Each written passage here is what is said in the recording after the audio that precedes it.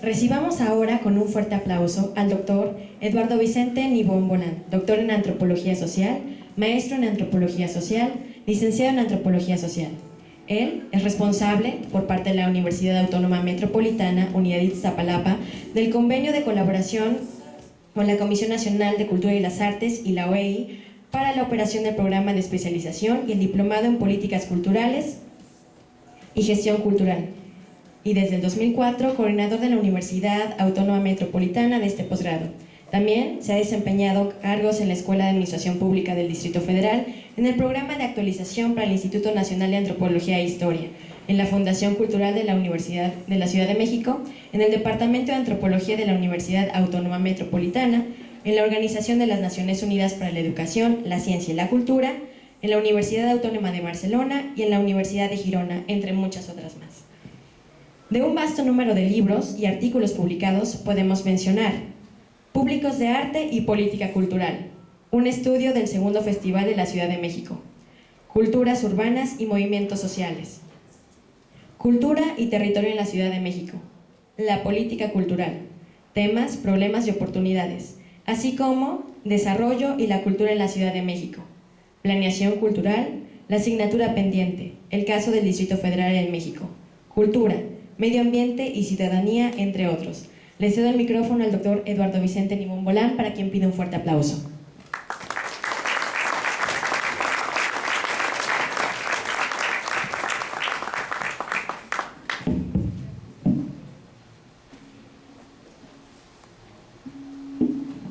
Como un comentario y una broma que tenía con Antonio un poco antes de empezar, decía que mi psicoanalista no me enseñó a manejar luego estas situaciones, y la verdad es que me siento un poco rebasado por este recibimiento, y al mismo tiempo contento porque hacía tiempo que no estaba yo en Jalapa.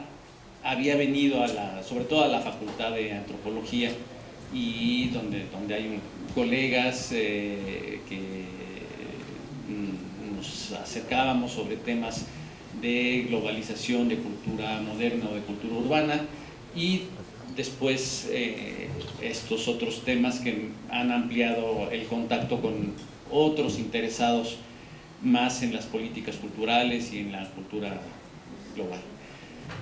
Y también comentaba con Antonio ¿por qué venir? ¿Por qué aceptar una invitación de unos chicos, unos jóvenes que están en un ambiente distinto al que yo me muevo? Un ambiente distinto al que yo me muevo, porque el ambiente de la publicidad no es el que yo me muevo, y es porque creo que representan los problemas exactamente que estamos viviendo en términos de la política cultural y problemas muy propios de nuestro tiempo.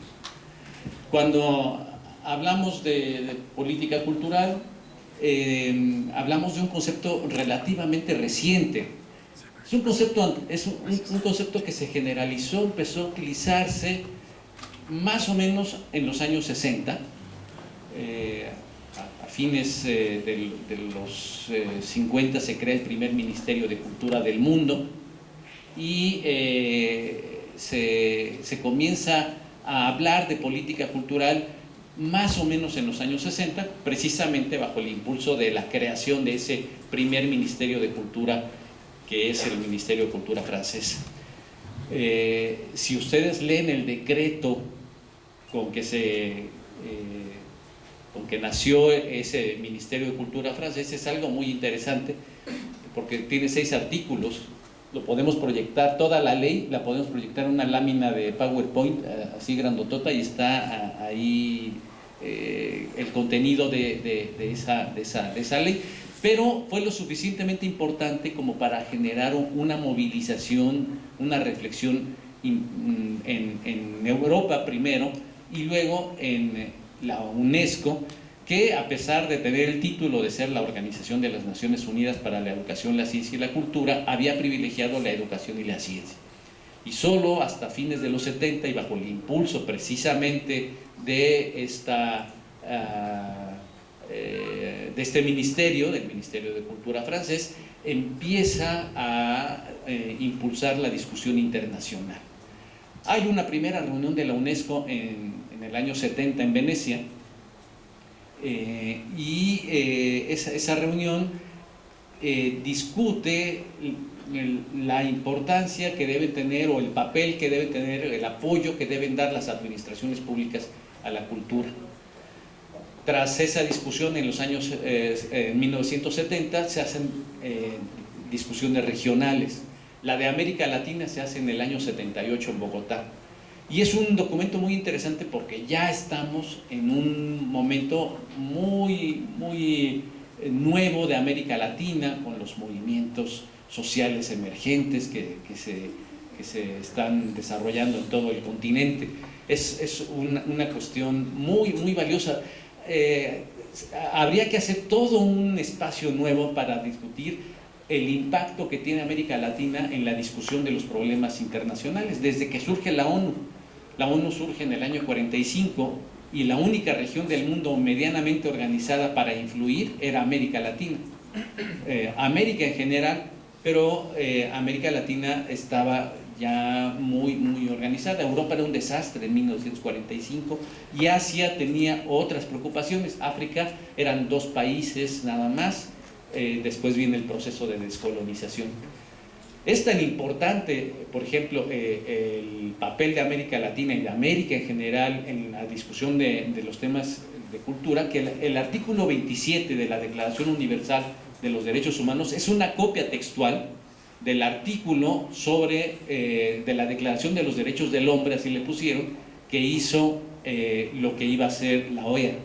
Ya, antes que la ONU consagrar ese artículo 27, que es el que define el derecho de acceso a la vida cultural, lo hizo la ONU y lo hizo lo que iba a ser la OEA, y copiaron prácticamente textual ese artículo para que entrara a la Declaración Universal. O sea que América Latina no juega un papel marginal en la reflexión sobre las políticas culturales, y esa discusión del año 78 en Bogotá tampoco es una discusión marginal. Y luego viene en el año 82 una reunión en México, que es la segunda convocada por la UNESCO para discutir las políticas culturales. Y es una reunión muy importante, en primer lugar, porque se hace fuera de Europa.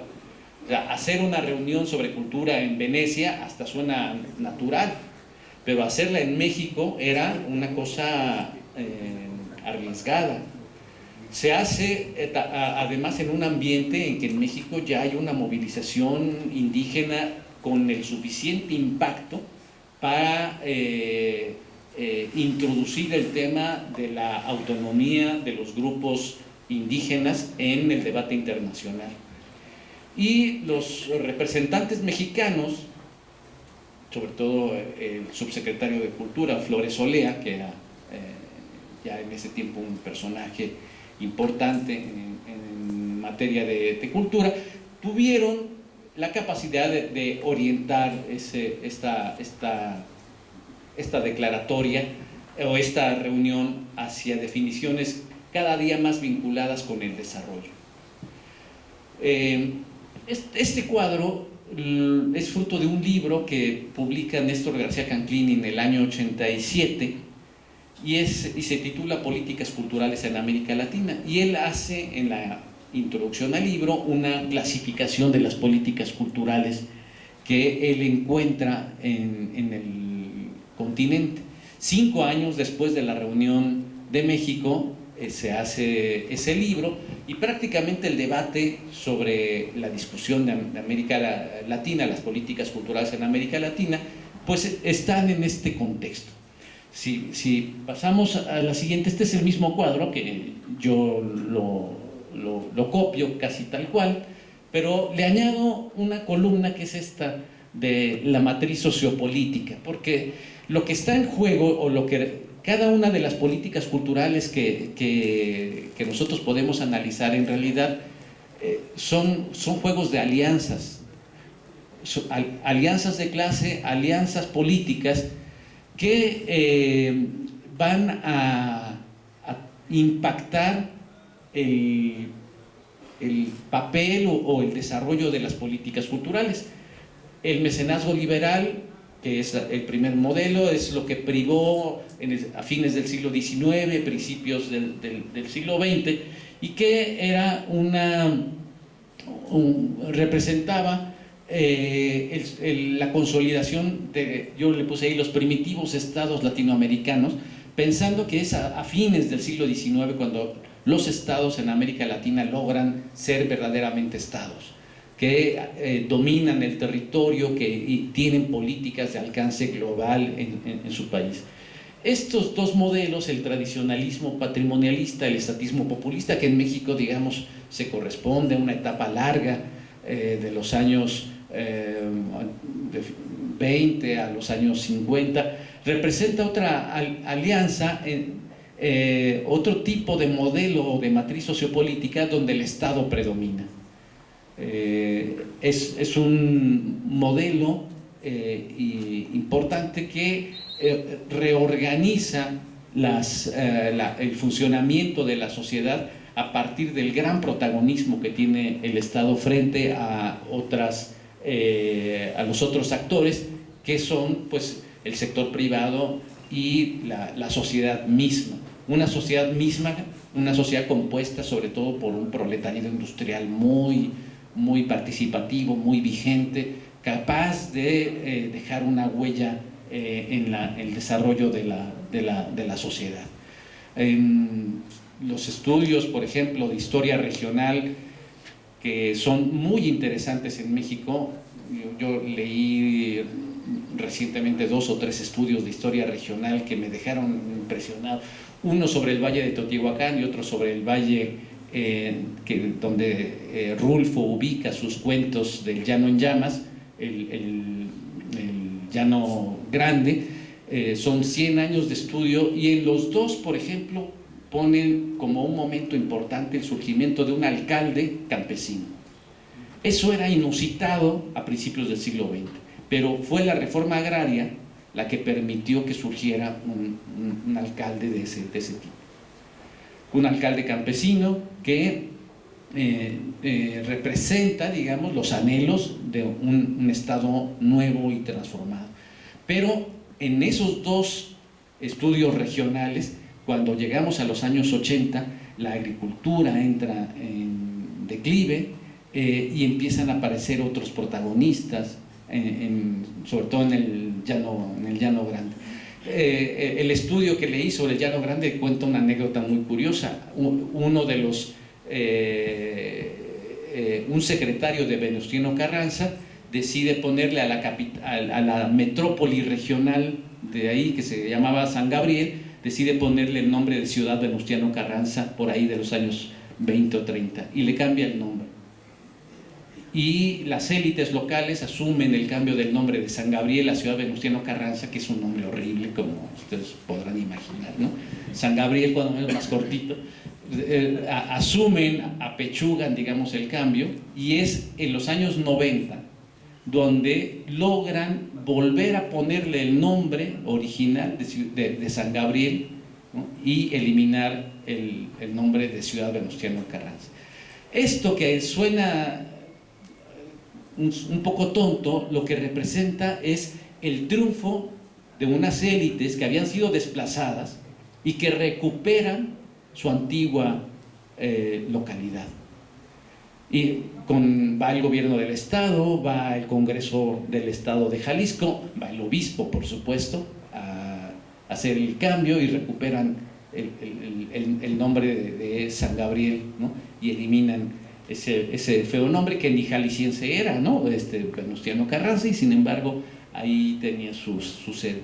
Pero lo que representa es el cambio de esa matriz sociopolítica. El Estado deja de ser, digamos, el gran promotor, y empiezan a aparecer otros protagonistas. Hay dos modelos en el que yo lo pongo multicentrado, porque la sociedad quiere tener un protagonismo junto con el Estado, junto con el sector privado, y son los grandes cambios en las políticas culturales que vemos a partir de los años 70 y 80. García Canclini también prevé una privatización neoconservadora, un modelo en el que el sector privado tomará el liderazgo, y ese está, digamos, todavía en movimiento. En las conversaciones que yo he tenido con el propio García Canclini, le he comentado que él preveía un escenario más catastrofista del que en realidad hemos vivido. Y sí, dice, no ha sucedido una privatización radical de la cultura en México.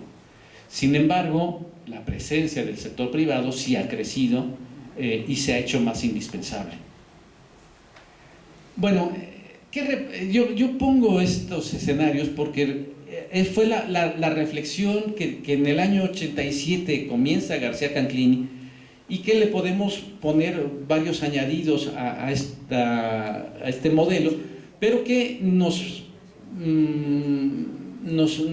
orientan al análisis de la política cultural, pero no representan todo el panorama mundial o el panorama internacional.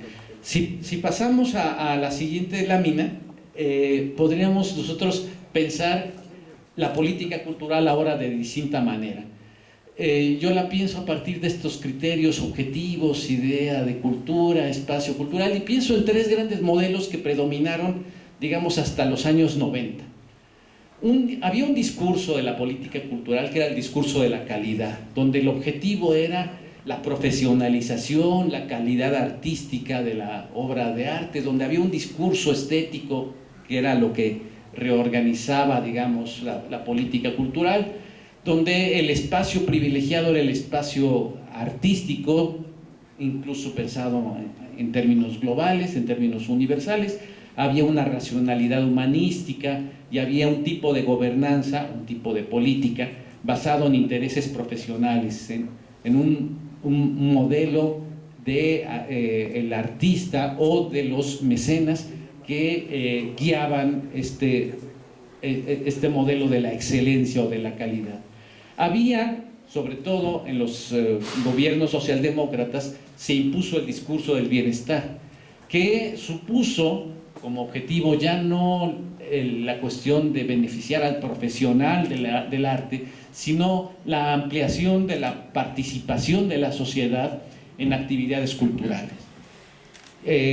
Hay muchas cosas que ocurrieron en el mundo, por ejemplo, el surgimiento en Francia de las llamadas casas de cultura. Las casas de cultura las inventa el primer ministro de Cultura francés, que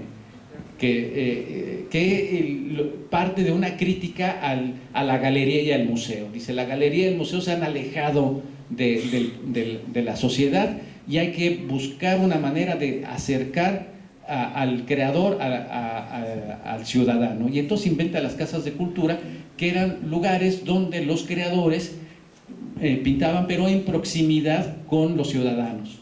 Entonces, importaba mucho dónde estaba la casa de cultura, en un ambiente popular, en un ambiente abierto, y los ciudadanos, los vecinos, se podían asomar a la casa de cultura y ver lo que el artista profesional estaba haciendo.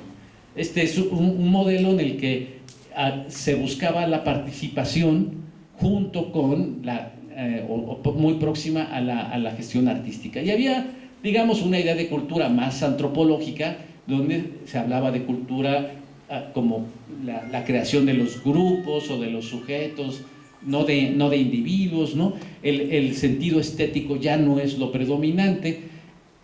A diferencia, digamos, de este enfoque, aquí predomina el enfoque nacional, es un enfoque más sociológico, más antropológico, y hay una búsqueda de construir un nuevo estatus legal de las políticas culturales, que supone un Estado neutral, un Estado que no interviene, un Estado que se aleja de todo intento de imponer una estética o de imponer un objetivo concreto a la creación artística. Es decir, no al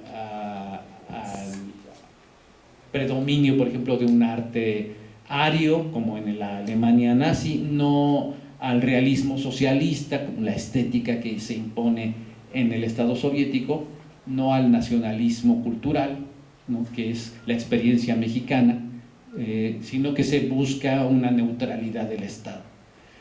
Y había también un discurso, empieza a aparecer en los años 90, un discurso que es la fusión, la suma de la autonomía del arte con una organización política y administrativa. Aquí ya se busca más el desarrollo sustentable en los dos sentidos, en el sentido financiero y en el sentido de la calidad de vida. Es también una visión antropológica, tanto individual como estética, y se rompe el espacio nacional, se vuelve al espacio global, pero con una mezcla de lo local y lo global, lo glocal, como lo llaman. El mercado irrumpe más claramente en este enfoque. Hay una búsqueda de objetivos económicos en la producción cultural, y la forma de trabajar es una forma de redes. Se busca una arquitectura nueva en la gestión de la cultura. Si yo no creo conveniente que pensemos esto en términos de una sucesión cronológica. En realidad, estos modelos convivían. Había políticas culturales más vinculadas con un modelo de la calidad estética, había modelos más vinculados con el estado de bienestar y el compromiso de las administraciones públicas con los ciudadanos, y que es la irrupción de la globalización, también empieza a aparecer en las políticas culturales. ¿Qué es lo que está pasando, digamos, o cómo podemos explicar el momento actual? Y entonces yo creo que habría aquí, bueno, esta es la fuente de este cuadrito, este cuadrito yo lo hice, pero lo baso en este texto. Entonces, hay políticas culturales que, digamos, van a tener un sentido de larga duración, un sentido, estoy utilizando el modelo de Brodel para analizar la historia, donde dice que hay fenómenos que son de larga duración, fenómenos históricos que son de una duración media, y fenómenos históricos que son de corta duración. Los fenómenos económicos, dice Brodel, son de corta duración, los fenómenos políticos son de una duración media, los fenómenos culturales son de una larga duración, pero digamos, utilizando ese modelo, también pienso que hay políticas culturales de larga duración, como lo fue el nacionalismo cultural. Hay políticas culturales de mediana duración, que son básicamente las políticas pensadas como políticas públicas, y hay políticas culturales de una duración corta, que son acuerdos muy específicos que se toman en un momento determinado. Yo creo que es imposible que nosotros nos desliguemos de estos tres modelos. No podemos decir, queremos políticas de larga duración solamente. Hay muchas cosas que se hacen, sobre todo desde el punto de vista de la administración, como políticas de mediana duración y políticas de corta duración. El problema es que el equilibrio entre estos tres niveles resulta ser a veces muy precario, y hay un juego de poder en cada uno de estos modelos, porque las políticas de larga duración han involucrado básicamente el poder del Estado. Las políticas de mediana duración involucran básicamente el poder de las instituciones nacionales, regionales o locales, y las políticas de corta duración a los agentes más próximos a la producción cultural. Una política cultural más acertada sería aquella que diera lugar a todos y que asumiera que habría, digamos, políticas con lógicas distintas que sería importante reconocer. Nosotros hemos pasado en México por esto, el nacionalismo cultural, una política que duró unos 4 décadas o 5 décadas, que empieza su crisis a fines de los 60. Estamos en esto, estamos construyendo políticas públicas donde las instituciones son cada día más importantes y tenemos, digamos, dificultades en esto, ¿no? Los agentes culturales no alcanzan a tener el suficiente espacio de participación en este nivel. Y esto lleva, digamos, a pensar las políticas culturales de diversas maneras. Este es un cuadro que no es mío, sino es del doctor Ernesto Piedras, que es un especialista en economía de la cultura, y él tiene esta tesis, según este cuadro que está aquí. Por un lado, esta es la cadena, digamos, de la cadena creativa. Hay una parte imaginativa, que es la fase de creación, hay una inversión económica, hay una fase de producción del arte, la distribución, la comercialización y la comunicación pública. Esa es la cadena productiva. Más o menos todos los bienes culturales pasan por aquí. El producto musical, el producto visual, el producto dramático, pasa por una fase creativa, una fase de inversión, una fase de producción, que está aquí. Y estos son los tipos de empresas o de colectivos. Estos son más bien pequeños colectivos, pequeñas empresas, hasta las grandes empresas. Digamos, arriba está Televisa, está OCESA, están los grandes grupos culturales, y aquí están los pequeños colectivos que a veces ni siquiera se han constituido formalmente, que tienen incluso temor de constituirse formalmente, que piensan que no les conviene constituirse formalmente porque eso solo les crea obligaciones y no les permite un buen desarrollo. La tesis de Ernesto Piedras es que hay una dependencia y hay una explotación, digamos, de la fase creativa, porque la fase creativa la realizan estos colectivos. Aquí es donde está la imaginación, aquí es donde está la fase de creación de la música, creación del arte visual, etc. Aquí es donde está la fase creativa. Pero estos pequeños grupos no tienen la capacidad para continuar, no tienen el empuje, sobre todo económico, y a veces los medios organizativos, para llevar a cabo toda la cadena de producción. Y entonces, estos grandes que están arriba son los que se encargan de esta parte del proceso. Y hay entonces, ¿no?, una especie de explotación de la creatividad que la realizan estos grupos, ¿no?, porque carecen de los medios para poder hacerlo. Hay un problema claro, y esto sucede en todo el mundo, no solamente es mexicano. Lo que pasa es que en México sucede de una manera más dramática que en otros lugares. Hay estudios que se han hecho comparando la aportación que hacen, el empuje que tienen estos pequeños grupos para llevar toda la cadena productiva, y en México la falta de capacidad de estos grupos para entrar a todo el proceso productivo es demasiado grande. Hay un estudio ya muy claro, medido en números, por ejemplo, un estudio sobre la participación de las pequeñas empresas en toda esta cadena en Canadá, y las pequeñas empresas pueden llegar a participar en un porcentaje no mayoritario, pero sí muy notable. En cambio, en México se quedan en una capacidad muy, muy pequeña, de tal vez un 10 o un 15% de participación. En Canadá llegarían hasta el 40%, por ejemplo.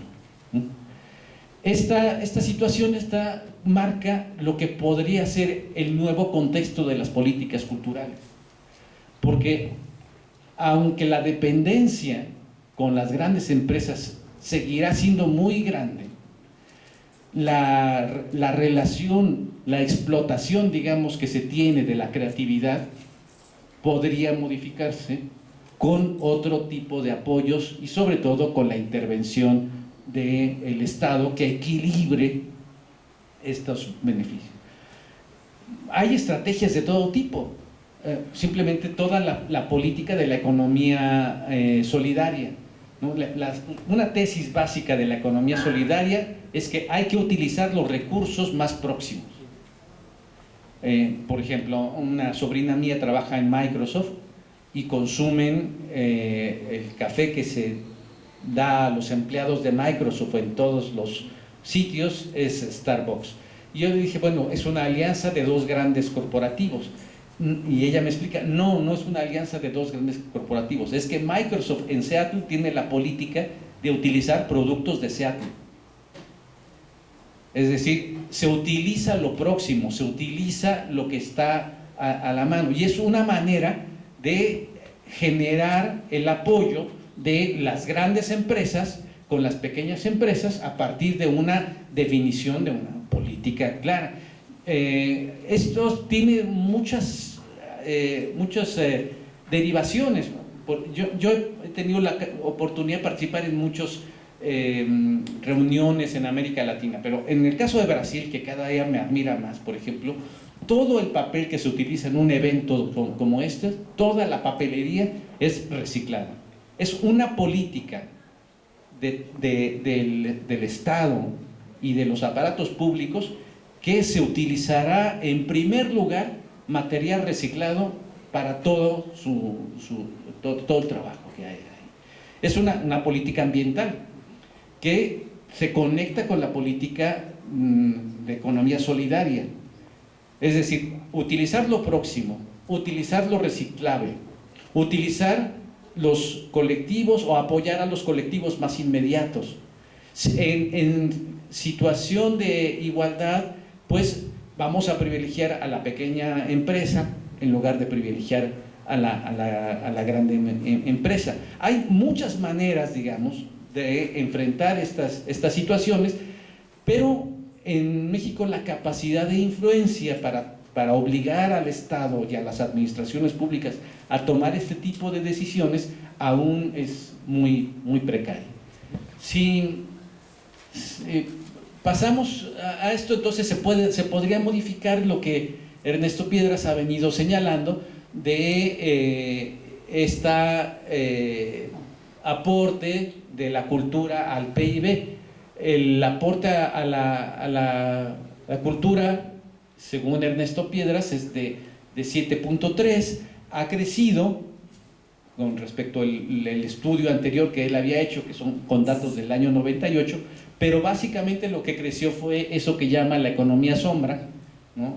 Que lo hace por un respeto a la economía informal, para no llamarle, como hay que buscar un nombre políticamente correcto y no hablar ni de piratería, ni de informales, ni de nada. Entonces busca economía sombra, y lo que ha crecido básicamente es la economía sombra, pero ha crecido porque también las oportunidades de desarrollo de esta economía informal son muy limitadas, y si se encontraran posibilidades cada día a partir de una economía solidaria más clara, más precisa, se favorecería su incorporación a la formalidad.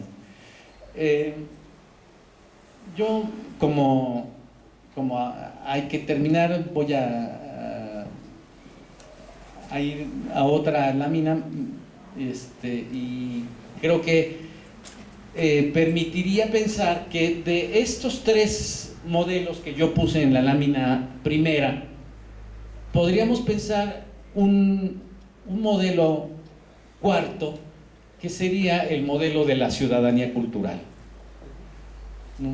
Que sería pensar la cultura como una ampliación del poder de los individuos para tratar de influir en las decisiones públicas.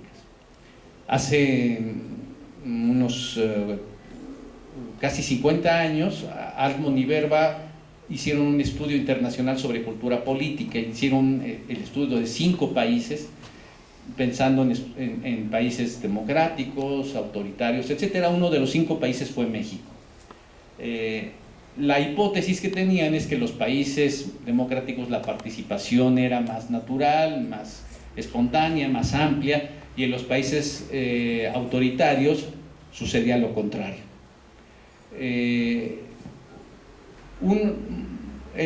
cuando se acercan a México, México le da resultados paradójicos. Era un país que los que son de mi edad recordarán, y que no quieren que vuelva, ¿no? Un país autoritario, donde cuando llegaba el día de las elecciones votaba la gente. De hecho, según los estudios electorales, la participación ha bajado, vota menos del 50% del padrón, y hace 35, 40 años votaba como el 70% del padrón. Y lo más curioso es que ya sabíamos quién iba a ganar, ¿no? ¿Por qué se votaba tanto? Lo que encuentran en el estudio que dirigen Altmont y Verba es que la gente participa mucho, pero no tiene ninguna expectativa de que su voto sirva para cambiar la orientación de la administración pública. En los países democráticos, cuando hacían la pregunta, ¿usted cree que su voto influye para que los gobernantes tomen ciertas decisiones o no tomen ciertas decisiones? La respuesta era que sí. Y se participaba con la confianza de que el voto influía en una decisión. En México se votaba, y se votaba sin ninguna esperanza de que el voto influyera en la orientación de una administración pública. ¿Por qué se votaba? Se votaba por las relaciones clientelares que había abajo, porque el candidato se iba a dar cuenta que no votamos, en fin, se votaba por otras razones. La cuestión está en que Altmont y Verba le llamaron a esa situación cinismo político. México era un país donde se participaba, pero donde no se tenía ninguna confianza en que la participación funcionara para algo. Esa era la situación.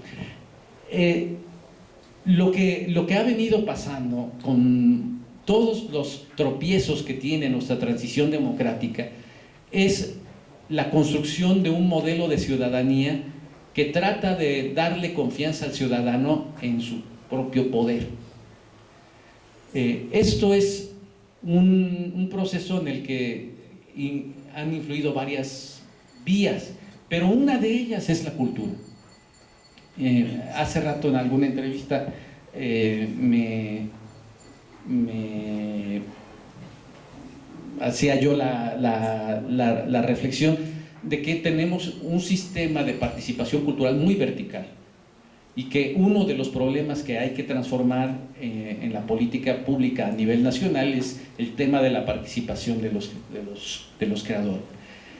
Yo creo que es posible, a partir de un modelo, de un discurso de ciudadanía cultural, ampliar esa participación y hacer en el espacio de la cultura otro terreno de ampliación y de cambio de la vida democrática. El discurso o la idea de cultura que se tiene es una idea de cultura, sí, amplia, antropológica, como decimos, pero estamos pensando en individuo, estamos pensando en ciudadanos, estamos pensando en derechos. El año pasado estuve en Barcelona, di una charla sobre derechos culturales, y un participante me hizo una pregunta muy interesante. Me decía, en Bolivia y en Ecuador han cambiado las cosas y utilizan una palabra nueva para hablar del objetivo de la vida. El objetivo de las políticas públicas no es el desarrollo, sino lo que ellos llaman algo así como el vivir bien, ¿no? Es una palabra, un concepto de origen indígena que lo han llevado al nivel constitucional. Yo respondí que me parecía muy valiosa esta aportación, ¿no? Porque provenía de las culturas andinas, los estaban sacando de abajo, pero había una diferencia entre, digamos, la visión europea y la visión andina. En la visión andina es como una especie de filosofía. En cambio, lo que predominaba en Europa era la idea de derecho. O sea, es el derecho a vivir bien y el derecho a exigirlo. Ya no era una filosofía que venía del origen, una filosofía telúrica, una filosofía ambiental, ambientada, digamos, en el mundo antiguo, arrancada del mundo antiguo.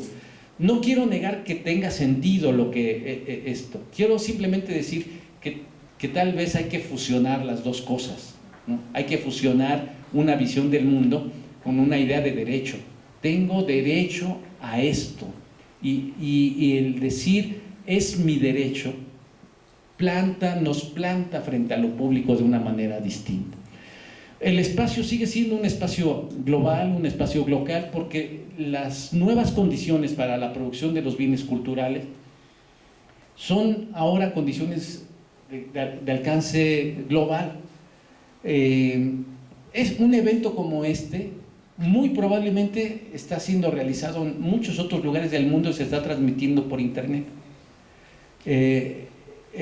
Luego aparecen las cosas por YouTube. Ayer me comentaban de los encuentros de soneros en el norte del país y yo hice una pregunta tonta, de decir, hay imágenes y no hay nada en este mundo que no tenga imágenes, ¿no? Realmente la pregunta era muy estúpida porque ahora nadie puede hacer nada porque todo el mundo lo capta con alguna cámara. Entonces me decía, sí, nada más que hay que saberlas buscar, de encuentros de soneros que hacen sus encuentros con la malla en medio entre gente que reside en California o en Nuevo México y gente que reside en México y que hacen sus encuentros separados por una malla, ¿no? Encuentros de soneros. A mí me pareció eso, pequeño comentario que hizo Homero, un comentario fantástico, pero eso que representa una forma de cultura local transformada es exactamente lo que está pasando ahora con todos los modelos culturales. Ha rebasado el ámbito local, tiene un alcance global, pero no se ha desvinculado tampoco del lugar en que ha nacido. Y está montado en una idea de desarrollo cultural. El concepto de desarrollo es un concepto totalmente cuestionado, pero me quedo con la idea de racionalidad. O sea, es imposible que en pleno siglo XXI se haga una política cultural sin planeación, y ese es nuestro gran fallo. Para mí es la asignatura pendiente de las políticas de cultura mexicana, que son filosóficamente muy poderosas, que tienen una gran tradición, pero que no se planean. Y planear es ponerle dinero, no es otra cosa, ¿no? Planear es decir, ¿cuánto dinero le voy a poner a esto? No es decir, vamos a ver si dentro de 50 años es posible pensar que ya vamos a hacer una inversión que terminará 100 años después en no sé. Planear es ponerle dinero, y no se le pone dinero, claro, a la cultura. Y finalmente está una forma de trabajo nueva que los jóvenes saben desarrollar muy bien porque es el ambiente en el que se mueve, que es el trabajo en red. Eso no me toca. A mí, yo que trabajo con un posgrado virtual y que me muevo, digamos, aparentemente en las nuevas tecnologías, miro lo que hacen los chavos y eso es otra cosa, ¿no? Eso es otra cosa. Yo no tengo Facebook, a mí no me interesa ventilar una fotografía mía en la red, ni quiero saber nada. Pero cuando yo me topo con algún amigo, me dice, me enteré que diste una charla en tal cosa. ¿Y por qué se enteraron? Porque mis hijos o mi ayudante de investigación o mis alumnos en su Facebook pusieron lo que yo hago. O sea, los malvados me colocan en la red independientemente de lo que yo haya decidido de no tener un Facebook, ¿no? Por eso es tan peligroso y por eso ha surgido este concepto filosófico que desarrolla un filósofo español, que es el concepto de ejemplaridad, ¿no? Antes uno podía decir cualquier cosa, pero lo que decía un futbolista, un torero, un político, quedaba en la prensa registrado y no se sabía nada más. Hoy, con los medios de comunicación, lo que se dice se juzga porque los futbolistas, los toreros y los políticos, su vida privada ya no es tan privada y se convierte en una discusión de ejemplaridad, ¿no? Tú dijiste esto, ¿no? Por eso pasan los fenómenos que vemos, ¿no? Por eso Mourinho y Guardiola, O sea, un entrenador de fútbol hace 50 años podía decir cualquier tontería y no pasaba nada, pero la vida privada de Guardiola, como un caballero que va, saluda y no se pelea con nadie, frente a Mourinho, ¿no?, que le pica el ojo al otro entrenador del Barcelona, etc. Hay ahí un mundo de distancia porque los medios ventilan la vida privada y ha surgido ahora este otro concepto de ejemplaridad diciendo no basta cumplir la ley, ¿no? Hay que vivir bajo ciertos principios éticos que son los principios de la ejemplaridad.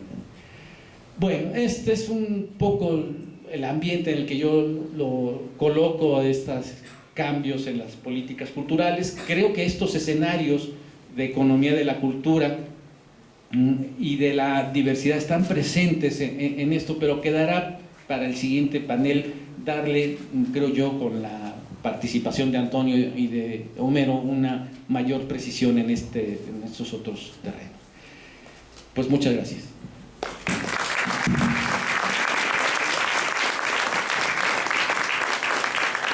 Más fuerte, por favor, el aplauso para el doctor Eduardo Vicente Nibón Bolán. Tiempo de pasar a la fase de preguntas y respuestas. Y muy amablemente el doctor nos va a contestar.